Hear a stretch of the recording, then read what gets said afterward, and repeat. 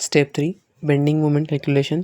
यात पण 2 केस आहे, जेव्हा लोड हा ए आणि सीच्या मध्ये असेल आणि जेव्हा लोड हा सी आणि बीच्या मध्ये असेल तेव्हा. सो यात पण आपण एक्सच्या 2 व्हॅल्यू घेऊ, एक्स इज इक्वल टू 0 आणि एक्स इज इक्वल टू 3 जेव्हा लोड हा ए आणि सीच्या मध्ये असेल.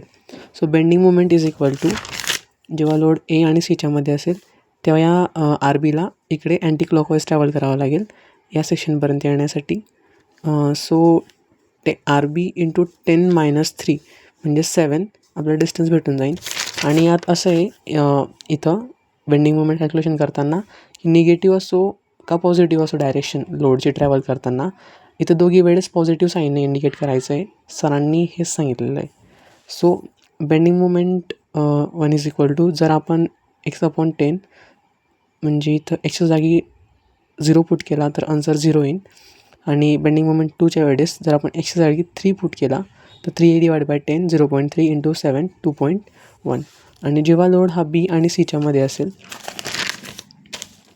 तेव्हा आपण x3 आणि x इज इक्वल टू 3 आणि x इज इक्वल टू 10 घेऊ.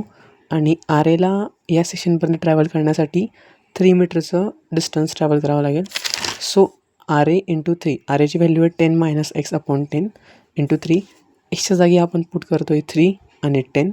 सो जर कधी आपण 3 पुट केला 10 - 3 7/10 इंटू 3 2.1 येतं. आणि 10 - 10 पुट केला तर आन्सर 0 येतं.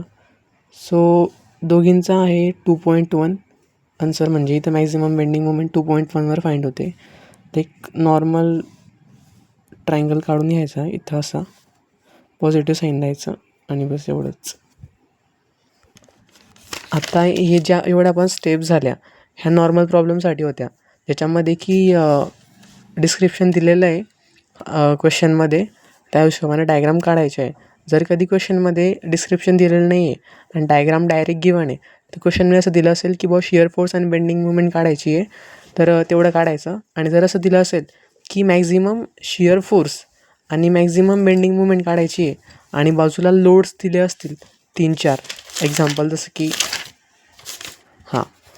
आता हे लोड्स दिलेले आहे असे आणि हे जे प्रॉब्लेम आहे ते असाइनमेंटमध्ये आहे तर याची वेगळी प्रोसिजर आहे. जर फक्त शिअर फोर्स आणि बेंडिंग मुवमेंट विचारलं असेल तर इथपर्यंत सॉल्व करायचं. स्टेप 3पर्यंत शिअर फोर्स आणि बेंडिंग मुवमेंटचे डायग्राम काढून दाखवायच्या, बस झालं.